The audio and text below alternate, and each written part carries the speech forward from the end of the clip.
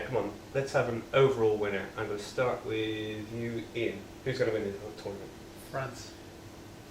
I like, just from a purely betting point of view, I think they're about 12 to 1. You might get a little bit higher on the exchanges. I can't see anything but France coming out of the group. Like I said, I can see Ireland getting to the quarter final. We could have another little. We could have a showdown with France again. I could probably see France getting past us all of a sudden in the semi final. That's not going to be a 12 or 14 to 1 shot. You can get out if you want. I think you're on a good bet with France at 12 to 1. I can see them in the quarter final easily. John, who's it for you? It's the Dutch for me. 13 to 2, 7 to 1, around that. Fantastic price. Like, they're universally recognised as among the top 3 teams, but everyone seems to think Germany and Spain might be ahead of them. But I can see them playing Germany in the group and playing Germany in the final. The way I'm looking at it, I just have a feeling Germany might beat Spain if they meet in their semi, and I'm going for Holland to top the group and go all the way and then beat Germany in the final. I just think it's time for the Dutch. Can they go through a whole month or 3 weeks without melting down? We saw Tim Krul and Robert Van Persie having a go at it at the Emirates earlier in the season. Yeah, I think they can. I think he's a good manager, Van Marwijk, and it's just coming together. A lot of their players are reaching their peak now. I think even in 2 years, the likes of Snyder, Van der Vaart, and those guys will be gone over the top a little bit. I think this could be their moment. And while Germany are undoubtedly very good, it might be a tournament too far for Spain, and Germany might just not be ready yet to win. Ken, your thoughts? Well, there's arguments to be made for 4 or 5 teams probably, but I think it's very hard to look beyond Spain again. I mean, if you look simply at their squad looks like a UEFA European team of the season. They have a manager who's won the Champions League, who's won the World Cup. Now, he has his critics, but you can't argue with success on that scale. I don't really buy into, as Ian was saying earlier with the burnout, I don't buy into that. Even if that was a factor, you look at the key Spanish players, and by their standards, Barcelona have had a bit of a disappointing season this year. So apart from the Copa del Rey, their last meaningful club match would have been that Chelsea game, and that was well over a month ago at this stage. So and Xavi and Iniesta were back to their best in that Copa del Rey final. They looked very refreshed and ready. That was against a knackered Torre. Yeah. Spain are 5-2 to win it generally.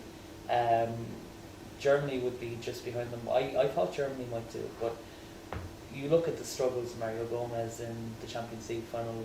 Schweinsteiger he still isn't back to his best after injury. Muller hasn't progressed really into the player people thought he might be at the last World Cup. So I just think Spain 5-2. It's not the greatest odds in the world, but in my eyes it's the most likely outcome. Okay, well I'm going to go Germany. I think you might have just talked me out of them actually, Ken. But even at 3 to 1, I think they're a decent price. They'll be battle hardened from the group. They've got goals, plenty of places. I think Mario Gomez may start the tournament and be elbowed out. There's plenty of other scorers around. Podolski, Klose, Thomas Muller. Close record in international terms. They generally do well against the other bigger sides, and they owe Spain one. I think that's well, it's Germany for me anyway. And we've managed to come up with 4 different sides there. From So a price-wise perspective, John touched on Holland to win. I can't understand how it's 5-2 Spain, 11-4, 3-1 Germany, and all of a sudden it's a jump of 13-2, 7 7-1 over Holland, because there's not that. They're not twice the price. No, definitely not. So from a price-wise point of view, 7 to 1 if you can get it is a good price. But the French win anyway. They are the 3 teams that look a bit better than the rest. But the real value is France, as Ian said. France are the value. I think the reason Holland might be seen as the outsiders of the leading trio is the fact that Spain waited for so long to get over the final hurdle of actually winning a tournament 4 years ago, and they've since gone on to win the World Cup. Germany just, it's the mindset of the German national team that we're going to win, and if we don't win, we're going to be very close.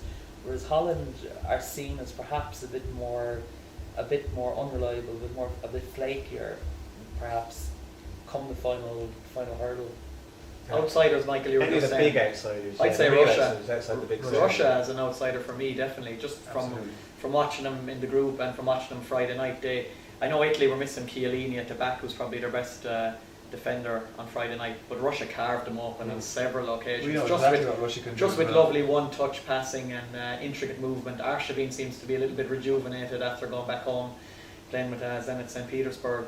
No, they Did fairly well in the last tournament as well. Yeah, They have they'd be the quite a outsider decent- for me. They have quite a decent group as well. I mean, They're in the best group. people are saying that it's not the most attractive group, but if you were in it, Mm. like you don't go into a group to enjoy yourself. You go into a group to get out of it.